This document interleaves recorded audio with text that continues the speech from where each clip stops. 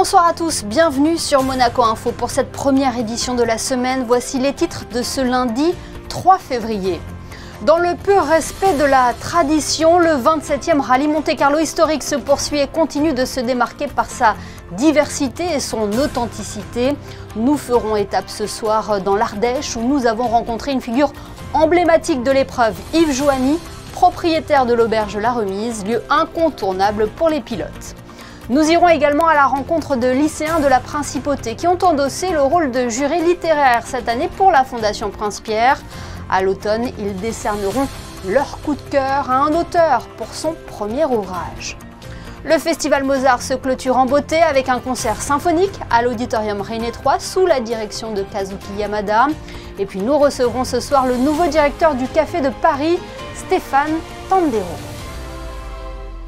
À la veille de la journée mondiale contre le cancer, le centre hospitalier Princesse Grace a inauguré aujourd'hui de nouveaux équipements en service de radiothérapie. Cette acquisition d'une valeur de plus d'1 million d'euros a été possible grâce à un généreux donateur et vient renforcer le plateau technique hautement performant du CHPG.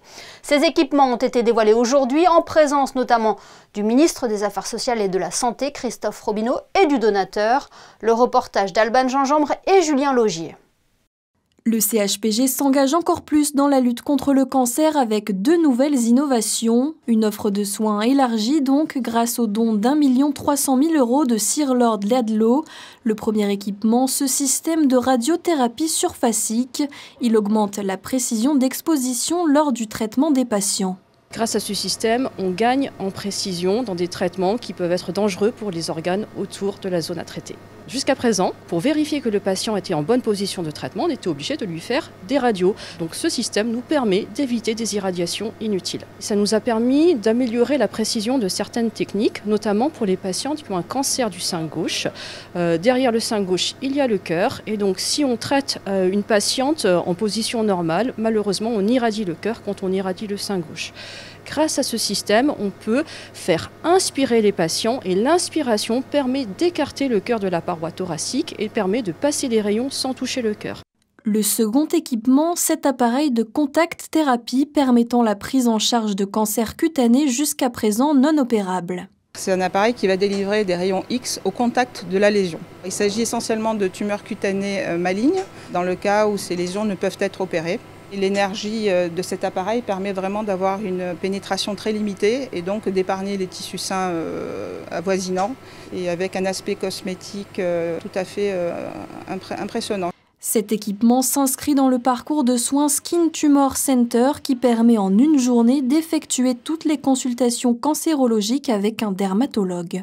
Dernièrement, nous faisions écho sur notre antenne des journées recrutement de différents grands groupes hôteliers monégasques. Un autre rendez-vous est à noter dans votre agenda, c'est la 3e édition du Forum Monaco pour l'emploi.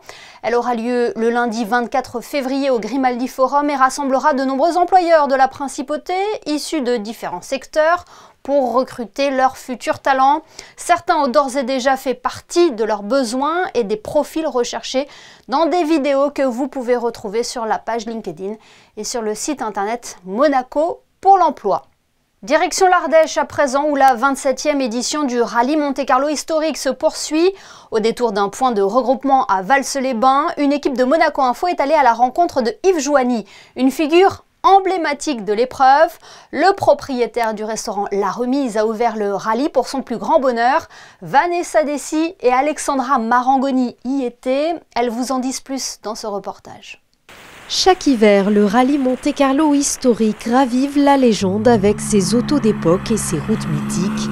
Entre passion et performance, les équipages affrontent les reliefs exigeants des Alpes, où certaines étapes sont devenues incontournables. Parmi elles, Vals-les-Bains qui occupe une place de choix. C'est justement sur ce point de regroupement que l'on retrouve Yves Joanny, propriétaire du fameux restaurant La Remise. Ancien pilote de rallye, il a eu cette année l'honneur d'ouvrir l'épreuve au volant d'une R12 Gordini, appartenant au célèbre Cine, ajoutant une touche de nostalgie à cette édition. Le Monte-Carlo historique ne passe plus devant La Remise. du moins pour cette année. Donc on a décidé avec le Club de Monaco de me faire l'étape Valence-Valence, de découvrir l'Ardèche en ce dimanche avec la belle R12 de mon ami Chin aux couleurs de Rallye Monte Carlo. Et ça me fait vraiment plaisir parce que j'ai fait 2 fois Monte Carlo historique avec celle-là et refaire ça aujourd'hui, c'est vraiment sympa. Voilà une histoire, elle a couru à Monte Carlo avec Patrick Tambay et puis voilà, c'est une voiture qui est d'origine, c'est une voiture qui est au musée à Issoire et voilà, je l'aime beaucoup cette voiture. Au fil des décennies, Yves Joigny a transformé son établissement en un lieu de rencontre privilégié entre pilotes et passionnés. Sa connaissance du terrain en fait une figure respectée du rallye Monte Carlo historique. Aujourd'hui, il ne cache pas son engagement pour le retour du WRC en Ardèche et dans la Drôme. Attaché à ces routes légendaires, il souhaite que ces spéciales mythiques retrouvent leur place au plus haut niveau du rallye mondial. Je suis fier parce que d'abord il y aura un temps magnifique et puis il y a quand même 230 engagés qui vont découvrir l'Ardèche et voilà, je fais un petit peu un sort de public relation pour essayer de vendre un petit peu mon département, ma belle région, en prévision peut-être un jour du retour du grand événement. Voilà, je me bats pour ça. Après, bon, on y arrive, mais il faut tout faire. Voilà. Et laisser les polémiques un petit peu de côté, parce que déjà on est parti de Valence, il y a déjà un monde fou sur la Fayole et tout. Et c'est qu'un début, parce que le plateau, il va y avoir un monde fou, donc c'est quand même des plus petits jeunes jusqu'aux gens plus âgés. C'est un jour de fête. Monte Carlo, c'est un jour de fête. En ouvrant l'épreuve au volant de cette R12 Gordini, Yves Joigny a rendu hommage à l'histoire du rallye, tout en rappelant son engagement pour son avenir. En attendant, il continue de faire vivre sa passion à la Remise, lieu emblématique du Monte Carlo. En basket, la Roca Team recevait Gravelines Dunkerque hier sur son parquet en clôture de la 18e journée de Betclic Elite. Les Monégasques ont largement dominé cette rencontre 90-59 et signent une 5e victoire consécutive, toutes compétitions confondues. Vitor Brown, auteur de 15 points hier soir à Gaston Médecin, et l'entraîneur Vassilis Panoulis sont revenus en conférence de presse sur ce succès et sur les points à améliorer pour encore progresser. I mean, it was only an 11-point game at halftime too, so we really turned it up another level in the second half, and that was kind of the message at halftime. It was like, okay, we're in a good spot, but let's not get lazy here. Let's keep putting the pressure on them and make them give up, and I think we did that. I think to be consistent, you know, we have a lot of times during the game, we have some moments that we play good and some moments we play really opposite way. So we have to be more consistent and to play as long as we match better basketball during the game, to don't have up and downs. Et cap sur l'Euroleague à présent pour la Roca Team avec 2 rencontres à domicile cette semaine, Baskonia mercredi et le Partizan Belgrade vendredi. En football, l'AS Monaco a annoncé aujourd'hui l'arrivée de Moatassem Al-Mousrati. Le milieu défensif international libyen de 28 ans a été prêté par le club turc du Beşiktaş jusqu'à la fin de la saison avec une option d'achat. C'est au mois d'octobre prochain que sera proclamé le palmarès de la Fondation Prince-Pierre. Parmi les prix remis, celui du coup de cœur des lycéens. Des élèves de seconde des 3 lycées de Monaco ont endossé le costume de juré pour départager les 7 premières œuvres en compétition. Patricia Navarro et Lionel Bernardi les ont suivis dans cette mission qu'ils prennent très à cœur. Le nombre de jurés qui ne cesse d'augmenter d'année en année est la parfaite illustration de l'engouement et de l'intérêt suscité par le coup de cœur des lycéens.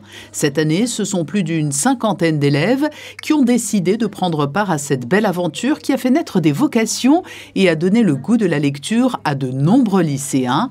La mission est simple sur le papier, mais demande un bel engagement puisqu'il leur faut lire cette année 7 ouvrages et à mi-étape, une élève, Zoé, affole les compteurs. J'ai lu les 7. Comment as-tu fait pour lire les 7 livres? Tu étais déjà une lectrice assidue auparavant? Oui, je lis plus de 2 livres par semaine, donc ça va vite, la lecture. Puis ceux-là, ils n'étaient pas très longs. Qu'est-ce que ça représente pour toi et en quoi cette mission te plaît? Je trouve ça très intéressant parce que comme ça, la voix des lycéens, elle est entendue. Et on peut donner notre avis sur des genres de livres qu'on n'a pas l'habitude de lire, qui sortent un peu du commun de ce qu'on propose d'habitude aux adolescents. Tous les jurés ne parviendront pas à lire les 7 ouvrages, mais tous défendront un livre, leur livre coup de cœur.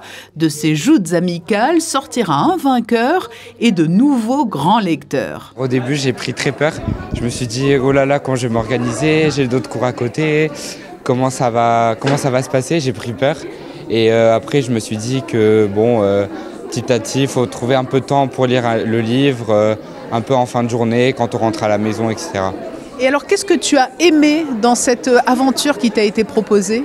Eh ben, je m'attendais pas que ce soit... Enfin, c'est une belle aventure, parce que déjà, on découvre des livres, on lit les premiers livres des auteurs, et ça, je trouve, c'est une grande chance. Et on permet aussi de faire connaître ces livres à d'autres gens, et c'est bien. Je trouve que c'est très intéressant comme expérience, parce qu'on peut découvrir plusieurs sortes de livres qu'on ne va pas lire de nous-mêmes. Et comme ça, on peut voir tout type de livres qu'on pourra présenter au bac de français, par exemple.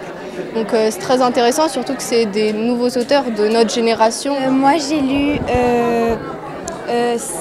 4 livres et demi. Enfin, je suis en train de lire le 5e. Et j'ai beaucoup aimé tous les livres, honnêtement. Je trouve qu'ils sont différents de ceux qu'on étudie à l'école. En plus, le fait que c'est des premiers romans, ça donne encore plus envie de les lire et découvrir ce que ces auteurs ils ont à montrer aux élèves et surtout pour développer leur carrière, quoi. Généralement, c'est nous qui sont jugés, donc c'est les professeurs qui jugent nos œuvres, nos dissertations, nos commentaires, et là, c'est nous qui vont pouvoir dire ce qu'on pense des livres, et ça, je trouve ça vraiment très différent de nos habitudes.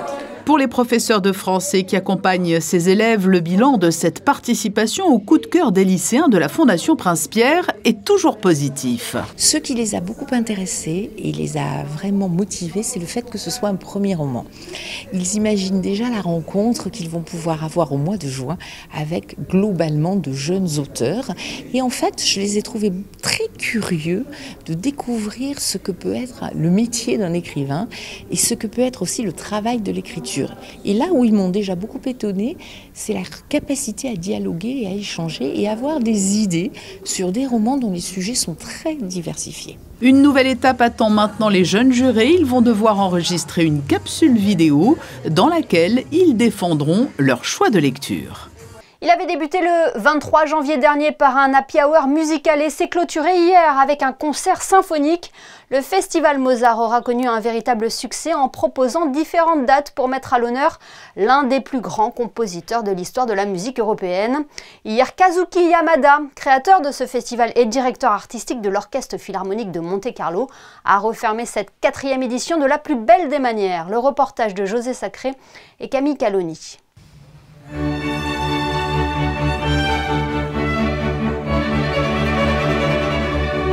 Dimanche 2 février à l'Auditorium Rignet 3, le 7e et dernier concert du magnifique et très suivi Festival Mozart à Monaco a été dirigé par Kazuki Yamada. Après le Divertimento en ré majeur Köchel 136, 2 concertos étaient au programme interprétés par 2 jeunes artistes de grand talent.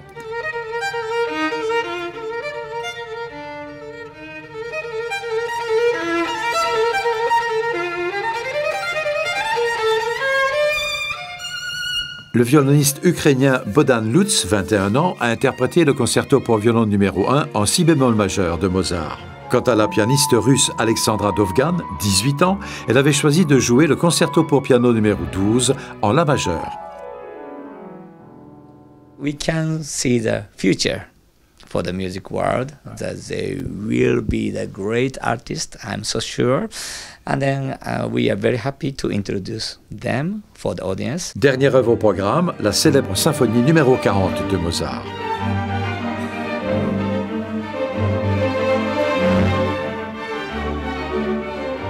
Maestro, le clarinettiste Pierre Génisson, que vous avez invité dans ce festival, nous a confié que pour lui, la musique de Mozart était un médicament. Qu'en pensez-vous? Yeah. Also, it can be medicine for me too. And but so that if the people can enjoy for the Mozart music, maybe the heart or mentality can be calmed down. And then hopefully the world will be very in the peace.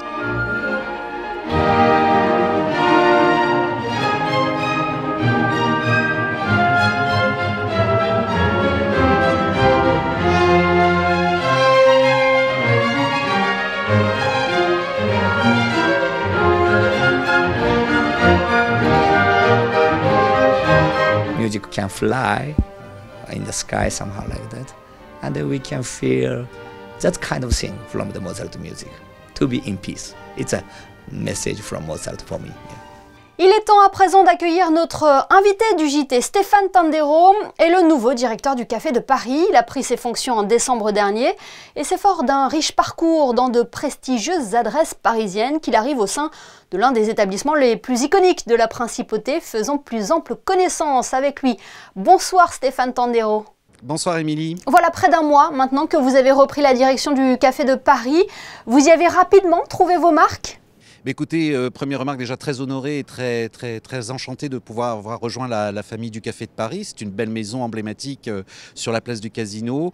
La SBM a su me faire confiance en me débauchant de Paris pour rejoindre cette belle équipe. Donc je suis ravi d'être enchanté d'être parmi vous en tout cas. Le Café de Paris, vous venez de le dire, est une institution. Quel regard portez-vous sur cet établissement ? Belle maison qui accueille le tout Monaco, mais pas que, une clientèle touristique effectivement, de passage, des habitués, toutes les générations. Le grand écart est fait chez nous puisque nous proposons des plats effectivement qui peuvent correspondre à toutes les attentes de notre clientèle.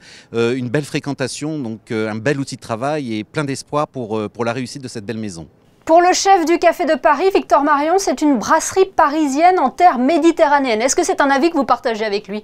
Je le partage pleinement et je pense que mon arrivée ici assoit cette baseline au niveau du Café de Paris. Vous retrouvez tous les grands standards d'une brasserie parisienne, les gratinés à l'oignon, les escargots de Bourgogne, le foie gras, mais pas que, avec la Solmenière bien évidemment. Et pour rester un petit peu dans la tradition et la région, je dirais l'escalope milanaise qui fait son franc succès. Vous avez plus de 30 ans d'expérience. C'est un nouveau challenge pour vous de diriger cette brasserie iconique ? C'est extrêmement galvanisant pour moi. Je vais essayer de reproduire ce que j'ai fait dans le passé, qui a remporté du succès. En tout cas, les maisons dans lesquelles j'ai travaillé ont pu se glorifier de ce succès avec les équipes, parce que seul, on va beaucoup plus vite. Avec les équipes, on va beaucoup plus loin. Et cette famille du Café de Paris qui m'a accueilli, 245 collaborateurs qui travaillent au quotidien, m'ont fait un accueil chaleureux, sont prêts à entendre et à écouter l'orientation qu'on va prendre de cette belle maison. Une belle maison qui aujourd'hui ne brillera pas à travers moi, mais qui va continuer en tout cas à performer sur les attentes de notre clientèle. Oui, vous avez notamment dirigé le Fouquet's et la Coupole à Paris. C'est avec cette riche expérience que vous arrivez à Monaco. Tout à fait, riche expérience de deux belles brasseries parisiennes, mais je retrouve certains codes, même beaucoup de codes, voire même des clients parisiens que j'ai croisés dans mon parcours professionnel avant de vous rejoindre. Et quels sont les projets que vous avez pour le Café de Paris? Vous avez décliné tout à l'heure l'offre culinaire. On restera également sur ces menus à thème. La Saint-Valentin arrive par exemple? Saint-Valentin, effectivement, rendez-vous important pour nous. La clientèle va être présente. C'est un top départ de début de saison, de pré-début de saison estivale, avec un semainier qui va arriver, qui va permettre à la clientèle de retrouver chaque jour de la semaine le même plat iconique de cette brasserie. Je vais laisser un petit peu le suspense planer, mais des grands plats emblématiques. Je pense entre autres au pot-au-feu qui va faire son retour. Donc les clients sauront que du lundi au vendredi, un plat chaque jour de la semaine reviendra sur une période trimestrielle. Et puis la saison estivale qui va commencer effectivement à approcher avec les produits de saison, l'asperge qui va faire son retour bien évidemment, mais des belles salades généreuses et copieuses pour notre clientèle cet été. Vous l'avez mentionné tout à l'heure, pour faire tourner une machine, il faut savoir bien s'entourer. Dernièrement, la Société des Bains de Mer a organisé une journée de recrutement. Est-ce que le Café de Paris est aussi à la recherche de forces vives pour la saison estivale ? Alors cette journée de recrutement qui a remporté un franc succès, effectivement le Café de Paris a suscité beaucoup de vocations pour cet été. Période estivale que nous renfonçons au niveau de nos équipes avec une cinquantaine, voire une soixantaine de saisonniers qui viennent nous rejoindre. Des gens courageux qui viennent travailler l'été, pour certains des étudiants qui ne sont pas forcément issus du métier et de la profession, mais en tout cas qui ont l'envie de bien recevoir notre clientèle et de nous accompagner dans cette montée en puissance pour la période estivale. Eh bien, merci beaucoup Stéphane Tandero d'avoir été notre invité ce soir sur Monaco Info. C'était un vrai plaisir, je vous souhaite une bonne soirée Émilie, à bientôt. Place à présent à votre rubrique Ceux qui font Monaco, avec ce soir une autre adresse emblématique de la Principauté. Son nom est notamment associé au Grand Prix de Monaco avec son fameux virage. On y rejoint Chrysinda Petit-Ommel. Devinez où je suis? Eh bien, je me trouve chez une vieille dame qui s'apprête à fêter ses 70 ans d'existence. Je me trouve dans un lieu que vous connaissez tous, j'en suis sûre, la Rascasse. Voici comment toute cette belle histoire a débuté.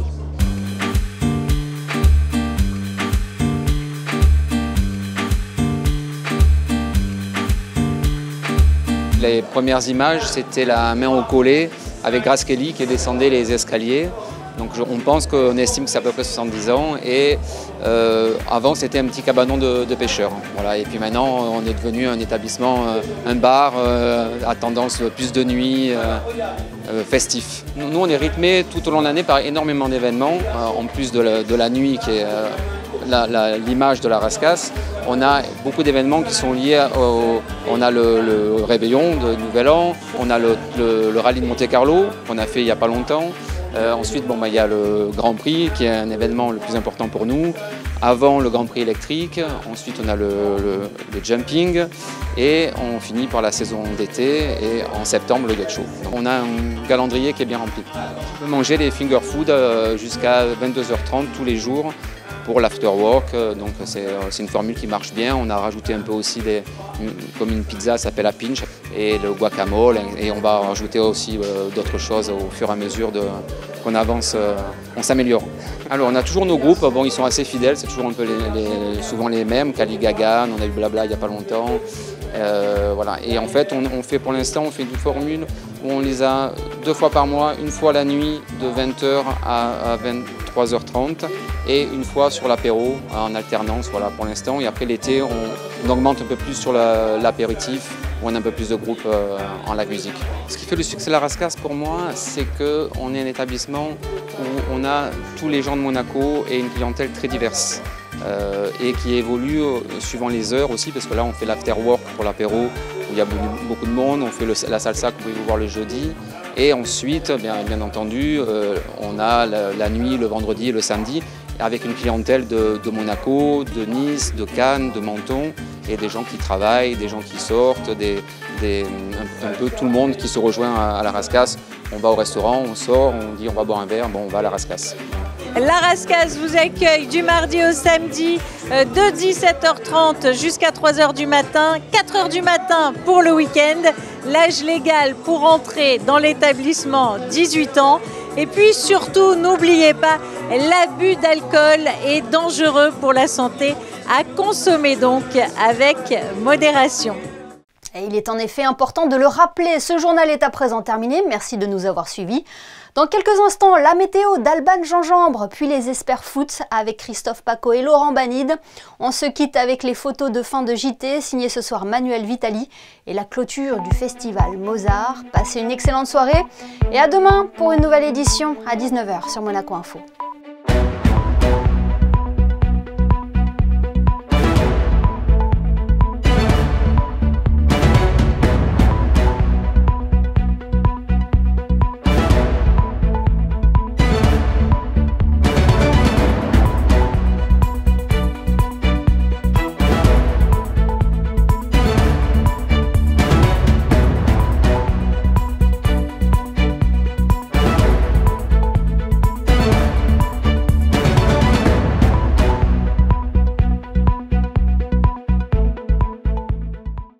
Retrouvez la météo avec Suisse Courtage, le spécialiste de l'assurance à Monaco depuis plus de 35 ans. Notre expertise à votre service.